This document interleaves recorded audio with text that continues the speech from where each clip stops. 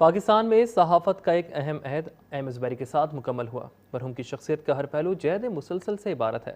صحافت ہو یا قائد اعظم کی رفاقت، تحریک آزادی پاکستان کا جذبہ ہو یا عرض پاکستان کی نمائندگی، محمد احمد زبیری نام ہے ایک تاریخ کا جس کے بغیر نہ تحریک پاکستان مکمل ہے نہ صحافت۔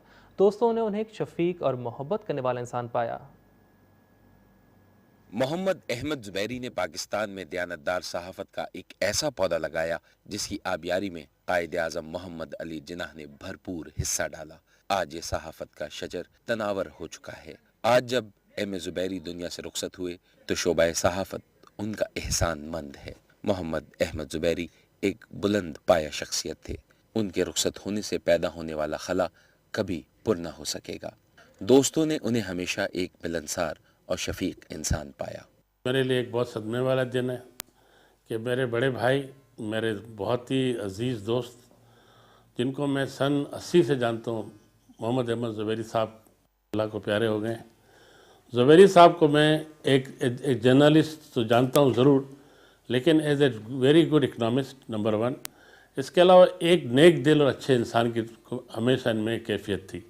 پاکستان میں اہل علم کی صحافت میں بلا شبہ محمد احمد زبیری کا نام سر فہرست ہے۔ انگریزی اخبار بزنس ریکارڈر اور آج ٹی وی کے بانی اور سرپرست اعلیٰ تھے، لیکن اردو زبان میں شائستگی اور مہارت کا شاہکار تھے۔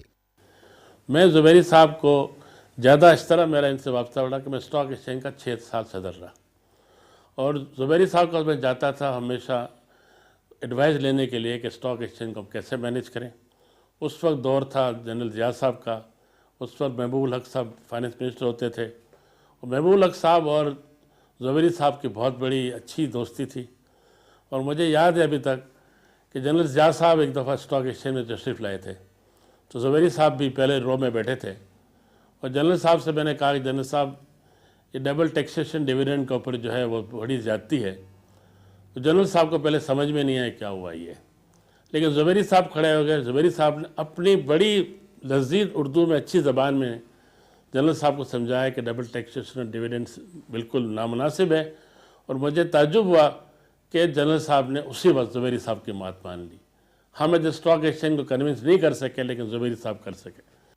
ایم زبیری نے بے باک اور دیانتدارانہ صحافت کا سبق قائد اعظم محمد علی جناح سے حاصل کیا۔ ایک بڑے صحافی تھے اور ان کا تعلق جناح صاحب کے ساتھ بھی رہا، بلکہ ڈان جو نکلا تو وہ جناح صاحب کے کہنے پہ نکلا تھا، اور اس میں یہ الطاف سے نصرت بھی لکھتے تھے، لیکن یہ زبیری صاحب بھی تھے۔ تو ان دونوں کا انتخاب جو تھا نا، وہ میرے خیال میں، بلکہ میرے خیال میں کی بلکہ حقیقت ہے کہ وہ جناح صاحب نے ہی کیا تھا۔ اور یہ ڈان اخبار، یہ اپنے ہارون کو انہوں نے کہا کہ آپ نکالیں اور ان کو آپ ایڈیٹر رکھیں۔ عہد صحافت میں درپیش دشوار گزار مراحل محمد احمد زبیری نے جرأت اور استقامت سے طے کیے۔ دوست ایم زبیری کے انداز صحافت کے معترف ہیں۔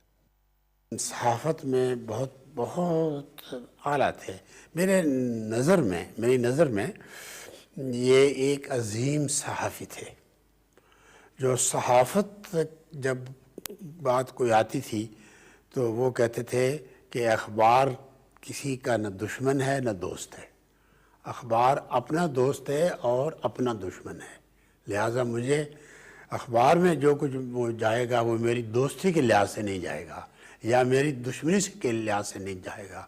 اس قسم کی باتیں میں نے کبھی کسی اور صحافی سے نہیں سنی۔ جب ایم زبیری ہمیں موجود نہیں، ان کا صحافتی ورثہ اور ان کا پیغام دلوں میں زندہ ہے، اور وہ ہے قائد اعظم کا پیغام کہ دیانتدارانہ صحافت کریں، خواہ تنقید کی زد میں محمد علی جناح ہی کیوں نہ ہو۔